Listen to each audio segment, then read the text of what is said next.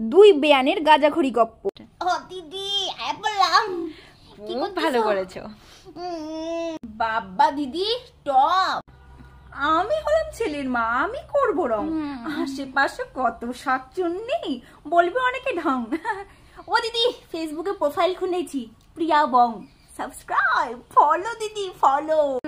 ও দিদি আমার ফেসবুকে প্রোফাইল আছে তো, নাম হলো মিনতি হাজা। ও দিদি তোরটা কিন্তু বেশি কালো হয়ে গেছে, বেশি খাচ্ছেন নাকি গাঁজা? ও দিদি ওসব আমি খাই না, গাঁজা ফাজা আমি খাই না দিদি, খাই আমি কোকেনি।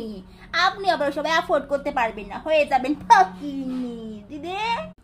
ভাবছিলাম ছেলের জন্য দেখবো একখান ভালো ঘর, রাত না পোহাতেই হয়ে গেল কোনা ভাগার বর। আমিও ভাবছিলাম দিদি একখান এমন ঘরে বিয়া দিব মেরে, হবে আমার মেয়ে পাট রানী। এখন দেখি কার অভাগার বাড়ি, কুয়ার থেকে টানে খালি পানি। দিদি আমি অত স্ট্রেস নেই না, দেখেন না আমাকে লাগে 20, বেশি স্ট্রেস নিলে আমি হয়ে যাব 20 থেকে বুড়ি। ওই জন্য দিদি চিল।